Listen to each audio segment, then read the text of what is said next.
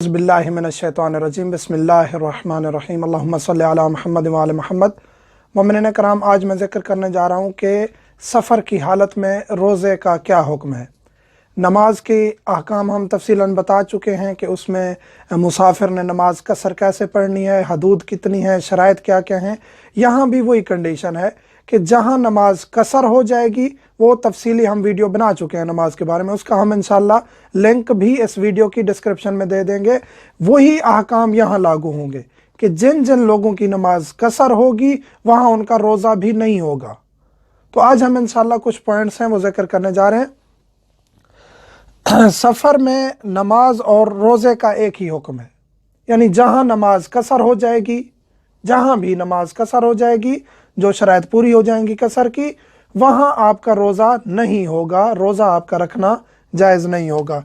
सफ़र में नमाज और रोज़े का एक हुक्म है, यानी नमाज जहाँ कसर होगी।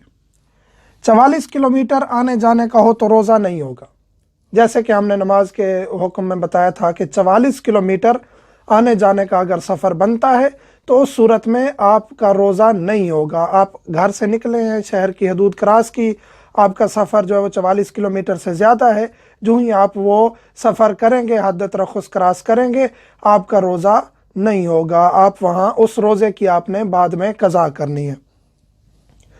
अगर ज़िवाल रास्ते में गुजार दिया तो रोज़ा नहीं हो सकता। बाज़ लोग कहते हैं हम रोज़ा रखना चाहते हैं सफ़र में, सफ़र आसान है, हम आसानी से पहुंच जाएंगे, गाड़ी अच्छी है, ट्रैवलिंग आजकल आसान है। हाँ, अगर आप रोज़ा रखना चाहते हैं तो फिर एक कंडीशन ये है कि या आप ज़िवाल से पहले पहले सफ़र करें, सुबह निकलें, ज़िवाल से पहले घर पहुंच जाए वापस, आपका रोज़ा दुरुस्त है, रोज़ा आपने रखा हुआ है। या आप ज़िवाल के बाद निकलें, आप ज़िवाल हो गया है, आप उसके बाद निकले हैं, तो आप बेशक जहाँ भी सफ़र करें, मगरिब के वक्त आपने इफ्तार कर देना है, बाकी आपका सफ़र जारी रहे अगले दिन तक, फिर भी कोई मुश्किल नहीं है, आपका रोज़ा वो मुकम्मल हो जाएगा जो आप ज़िवाल के बाद निकले हैं। अगर आप ज़िवाल से पहले निकलते हैं और ज़िवाल के बाद पहुँचते हैं तो किसी सूरत में आपका रोज़ा नहीं हो सकता, चाहे आप कहें कि मैं रोज़ा रख सकता हूँ, मेरे लिए आसानी है, सफ़र आसान है, रोज़ा आपका सफ़र में जायज़ नहीं है। अगर सफ़र की नीयत की है फिर भी रोज़ा रखना है जब तक सफ़र शुरू ना करें। बाज़ ये सवाल पूछते हैं कि हमने नीयत की हुई है, सफ़र करना है, हमने हतमन जाना है सफ़र पे, और हम मसलन के 10 बजे हमने निकलना है, तो इस सूरत में हम रोज़ा नहीं रख रहे उस दिन का। रोज़ा रखना है 10 बजे तक, 11 बजे तक आपने रोज़ा रखना है, क्योंकि आप 9 बजे 10 बजे जो ही आप निकलेंगे यकीनी तौर पे आपका सफ़र स्टार्ट होगा, वहाँ आपका रोज़ा ख़त्म हो जाएगा। अगर कोई ऐसी एमरजेंसी बन सकती है, कोई भी कंडीशन बन सकती है कि आप सफ़र ना करें, तो उस सूरत में फिर आपका रोज़ा जो आप नहीं रख रहे, इब्तदाई तौर पे नहीं रख रहे, वो फिर आपका अमदन रोज़ा तर्क करना हो जाएगा, जिसका फिर कफ़ारा भी बन सकता है।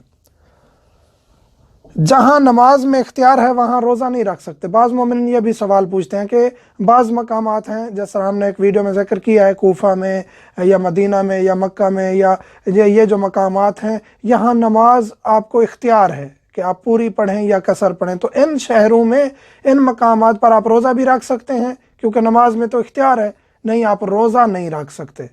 चाहे आप वहाँ रमज़ान में पहुँच भी गए हैं, मदीना में, मक्का में, कोफा में, आप रोज़ा नहीं रख सकते, सिवाय यह कि 10 दिन की नीयत करें, वो एक अलग बात है, वहाँ नमाज भी तमाम हो जाती है और रोज़ा भी वाजिब हो जाता है।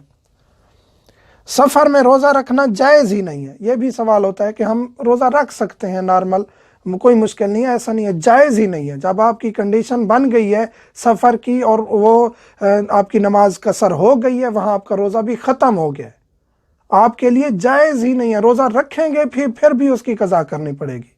अगर रोज़ा रखना है रखें, वो रोज़ा दुरुस्त शुमार नहीं होगा, आपको बाद में उसकी कज़ा करनी पड़ेगी। सफ़र में रोज़ा इस तरह है जिस तरह के ख़ातून का पीरियड्स में रोज़ा ख़त्म हो जाता है। पीरियड्स के दौरान ख़ातून के मैं रोज़ा रख रही हूँ, रोज़ा रखती रहे, रोज़ा होगा ही नहीं, सफ़र में भी रोज़ा होगा ही नहीं, तो बाद में कज़ा करनी है। सफ़र में रोज़ा रखना जायज़ नहीं है। कसीरो सफ़र रोज़ा रखेगा जहाँ वो कसीरो सफ़र है।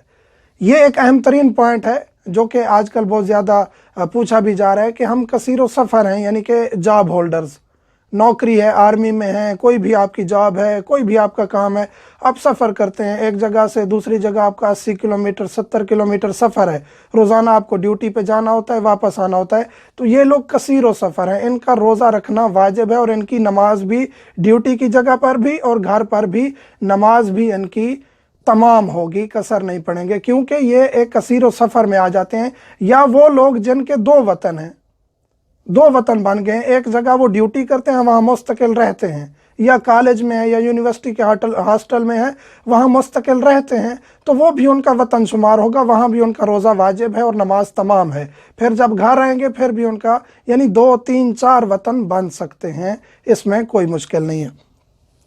ये थे सफ़र के अहकाम। इनमें अहम तरीन पॉइंट ये है कि सफ़र के दौरान कोई कहे कि मैं रोज़ा रख रहा हूँ तो उसका रोज़ा दुरुस्त नहीं है। जब शराइत पूरी हो जाएंगी तो उस सूरत में आपका रोज़ा ख़त्म हो जाएगा, यानी नमाज कसर होगी तो रोज़ा आपका ख़त्म होगा।